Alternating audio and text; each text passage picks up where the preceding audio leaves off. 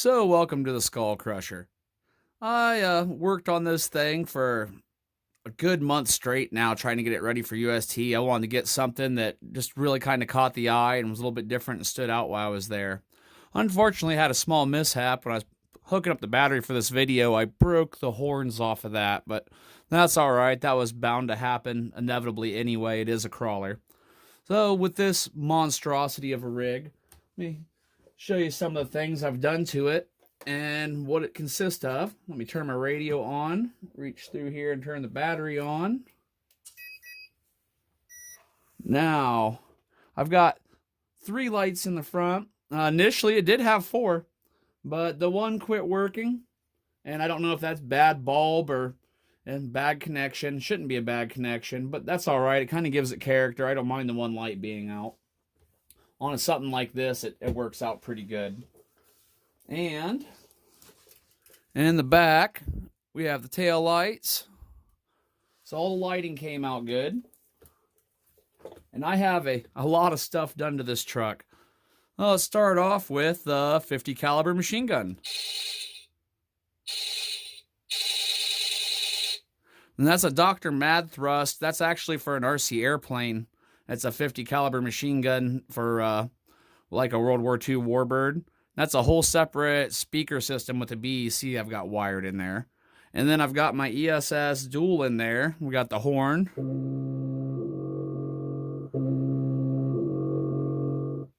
And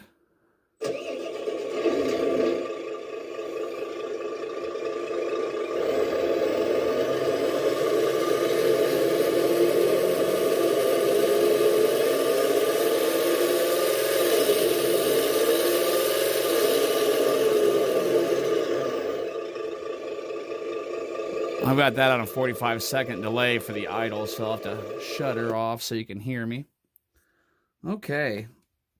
And the backstory on this truck is this is a apocalyptic truck, and they are a group of cannibals. They run around and chop people up and eat them. So I set it up that way with all the corpse parts in the back and my cannibal lady on the passenger side. And what I used to build some of this stuff, because I had to get pretty creative because a lot of this stuff, just isn't available. These are from Warhammer, and they come off of some of the bigger creatures, and I put them on there and painted them. I made the stacks out of aluminum air wands that you would use in your shop with an air compressor to clean the shop. And then I took some stainless steel mesh and made the mesh going around it.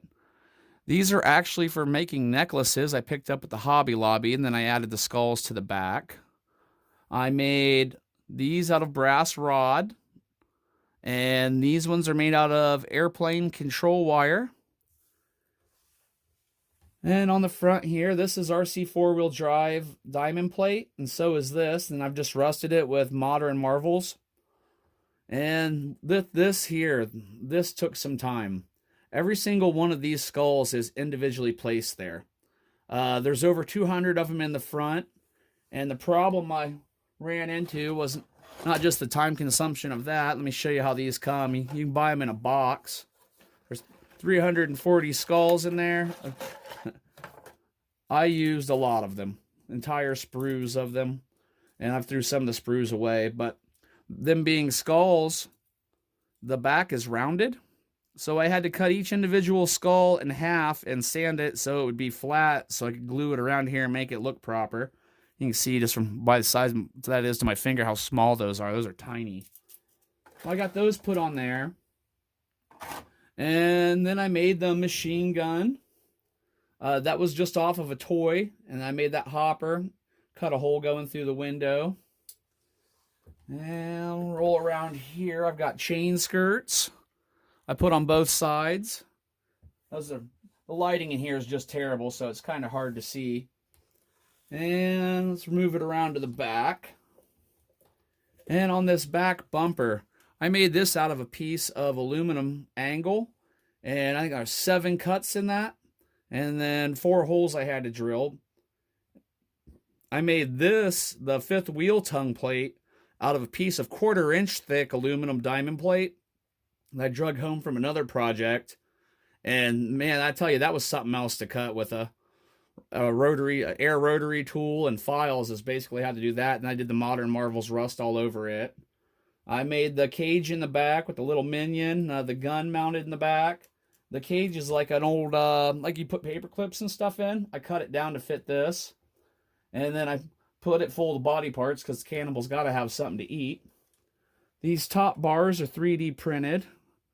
3D printed gas tanks and ammo can on the side. And we got little pieces of brass coming in from the air canisters in. This lady's actually from Spawn. The driver is a psycho from Borderlands. And let's see, also in the front, this is all stainless steel mesh that I've rusted with the rusting agents. This is another piece of expanded metal I got. It's more decorative for like making, that's like pie tin covering you'd use on like cabinets and stuff. And this is more jewelry chain, the same as with the chain skirts. I just used the jewelry chain and rusted it. And let me take the body off. This is an absolute wiring nightmare in here. We'll set that down over here very gently. There we go, because last time I broke the horns. I've got it set so I can easily disconnect that. Go ahead and disconnect the battery too, because it's still got the BC powered on. Oh, I have an absolute mess here, as you can see. I've got the ESS dual, and then I have a Hobby Wing 1080. There's the speaker from the Dr. Mad Thrust machine gun sound. There's the BEC that runs that. And then with all the wiring for the speaker modules, the lighting and everything, including the splitter I'm running, I have 5 of the 6 channels taken up. And this has just been I've really enjoyed building it. This has been something completely different for me, as I did so much custom work on this thing. And this is pretty neat too. For the headlight buckets, I took, these are little like travel dental floss. I had 2 of them in silver, so I just cut them in half, drilled out the back to fit the light bulbs, and then glued them in place, and those worked out great. And there was a lot of wiring to run all through here. And it's kind of unfortunate that light burnout, because man, you can see how much it took to get all this strapped back up. The only thing I could do is cut it here and see if I have power. But no big deal. I'm probably not even going to do that, to be honest with you. Just run it the way it is. But yeah, this is something I wanted to build and get ready for UST. And if I'm lucky, one of these days I'll get a matching trailer built for it as well.